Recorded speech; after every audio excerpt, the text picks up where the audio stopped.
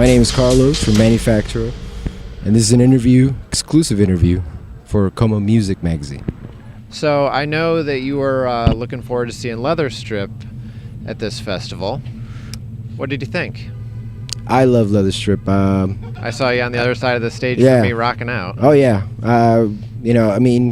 He took me back to when I was a kid, and I told him personally, I did a lot of drugs when I was coming into his music. Sure. So a lot of that stuff subconsciously has seeped through, and not just for me, but obviously a lot of other people.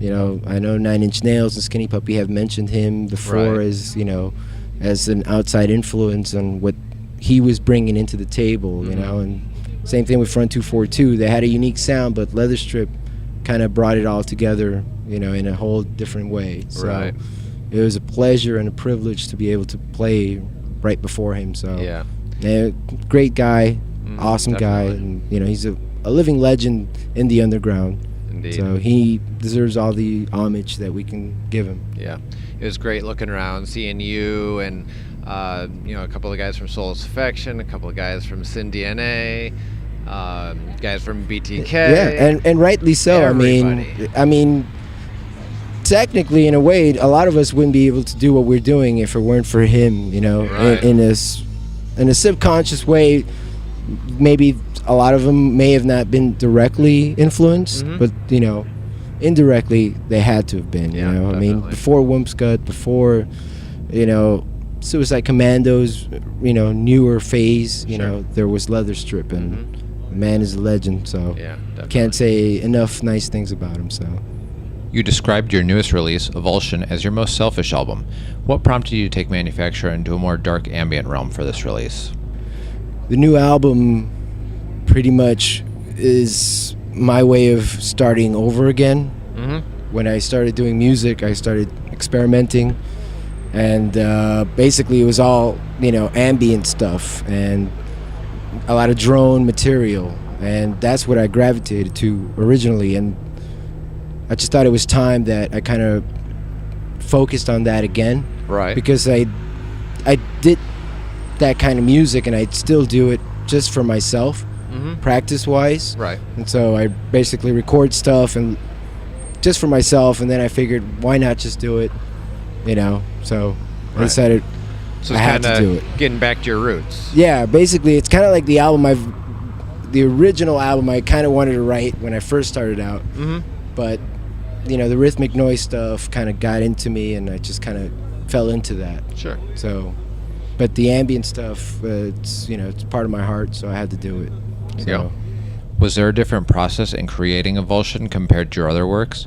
Would you describe how you put these songs together? Yeah, because most of the music that I normally do, as far as the other 6 albums, it's heavily sample based as far as vocal samples, and a lot of vocals, songs, singing, and a lot of yelling and screaming, and a lot of lyric motivated stuff. This new album was basically just pure gut driven, and it's more spiritual to me, and that's basically how I designed it, where it had to be that kind of spirituality based, whatever it might be. And I don't discriminate particularly as far as what somebody might believe or not, but in my case, I like meditation. Meditation helps me, and so I wrote that music basically to meditation kind of stuff. But a lot of people in the past have used that music for different types of practices. So I'm all for it. Whatever floats your boat, How does the song naming process happen? In particular, with songs such as The Black Widow and The Serpent King. That's funny. Well, everything I do is very personal, and so it has personal meaning for myself,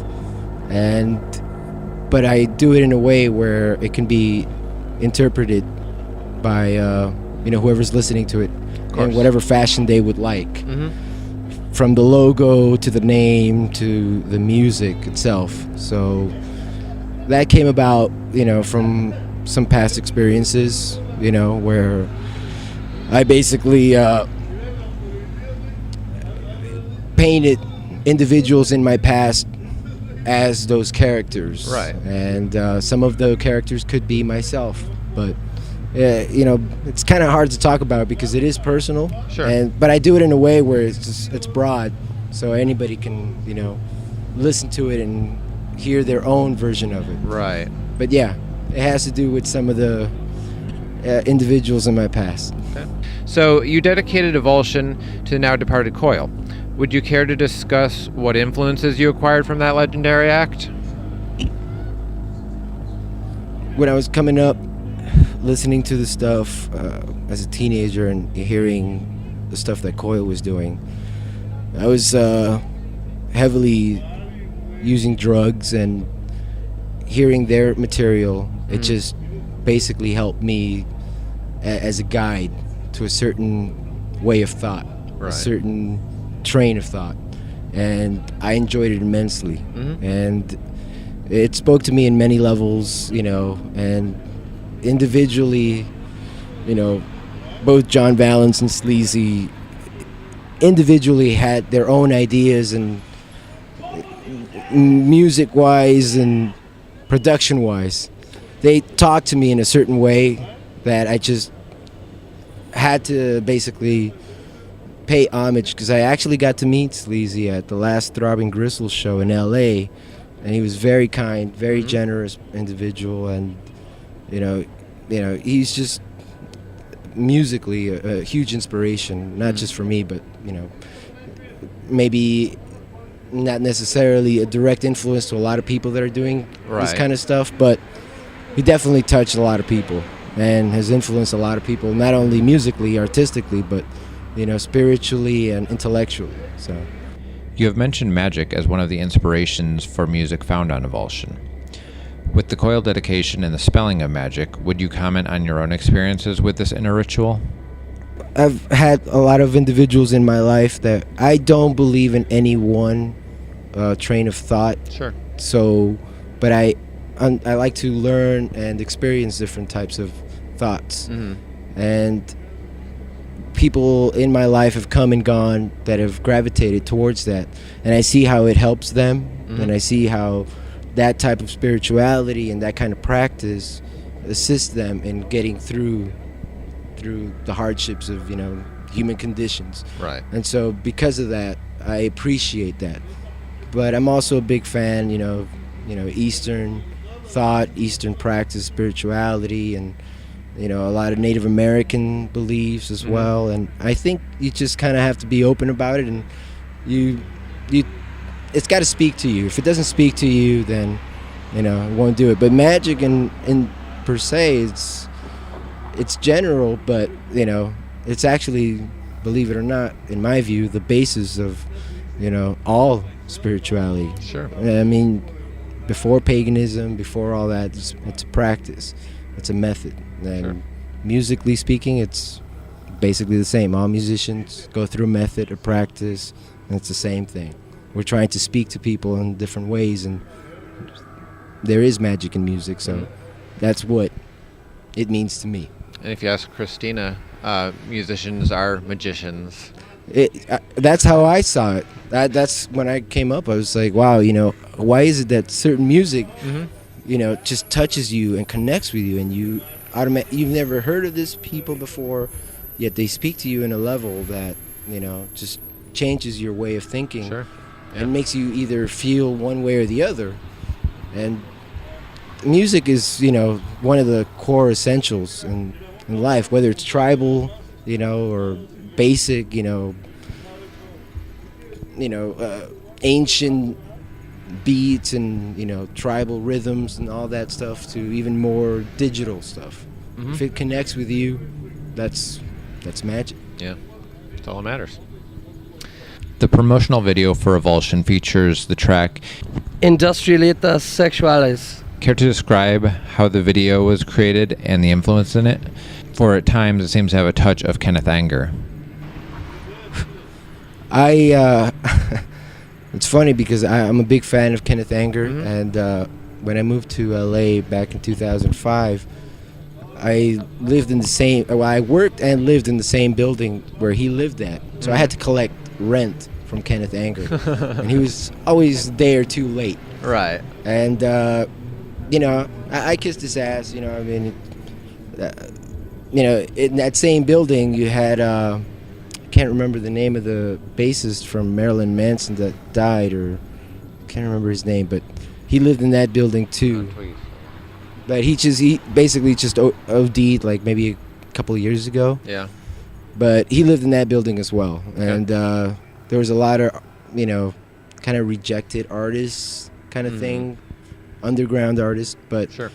yeah, Kenneth Anger is, you know, I love him to death. I think, you know, he's an unspoken director, and my music is actually more influenced by visual artists such as David Lynch and, you know, Darren Aronofsky and Peter Greenaway, and in some cases Kenneth Anger. And the video I did, it was actually somebody that kind of played on touches of Kenneth Anger with a David Lynch feel to it, and I just basically adopted what they did, you know, kind of basically just stole their imagery and applied it to the music. Right.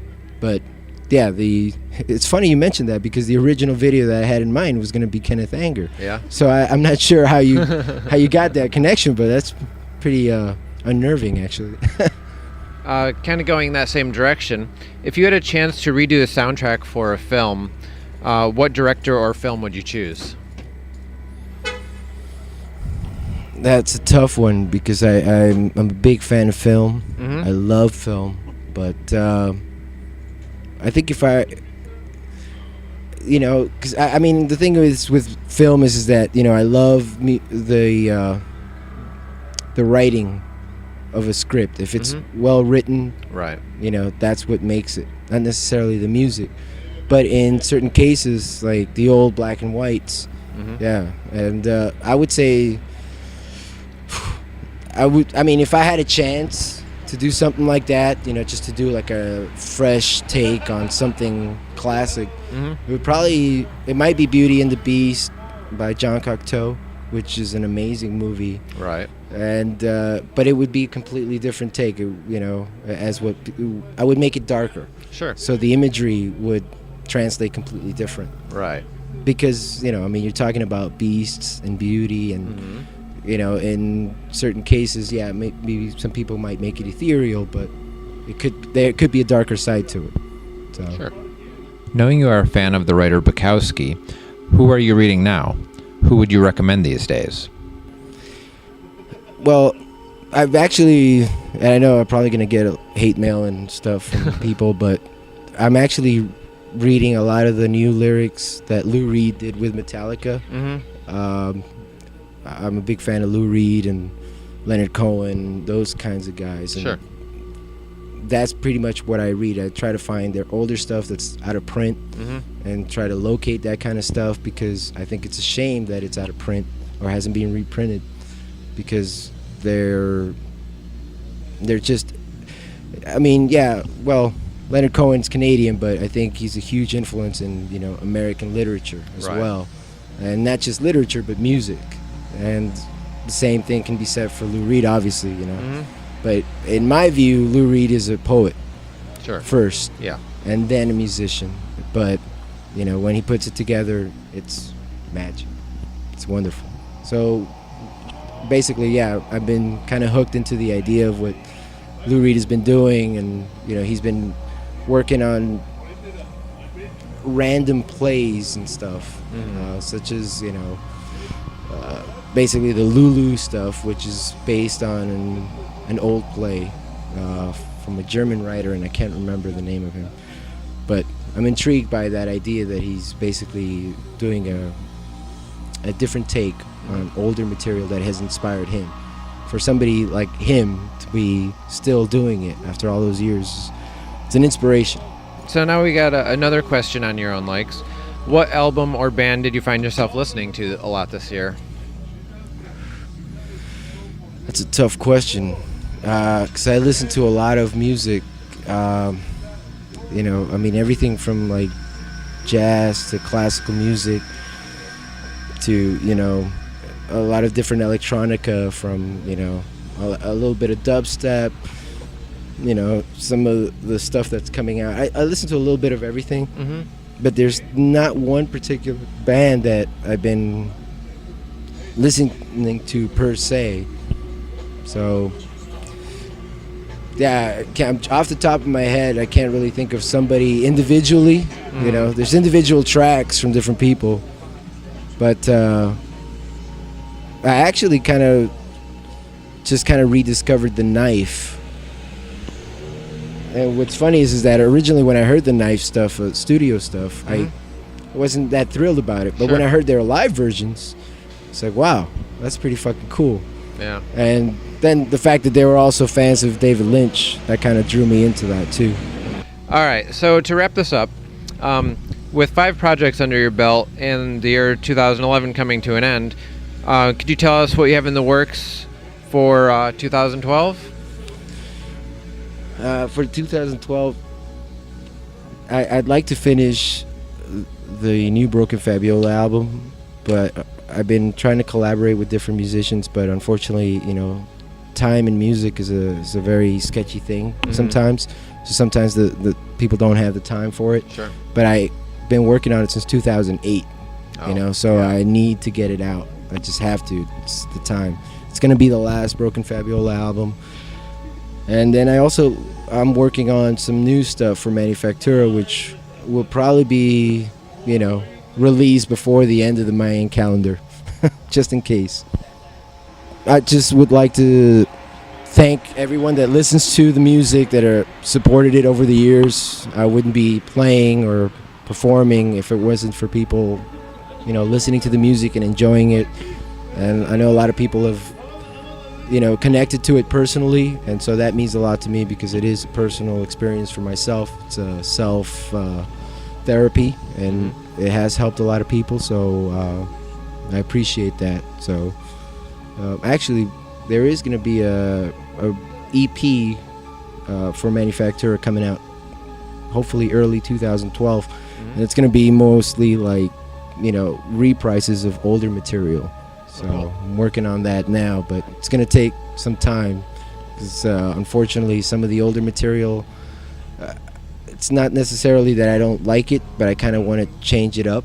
So I like to play around with stuff like that. Modernize it. Yeah, and then apparently, you know, met a lot of new friends at this festival, so some collaboration work as well.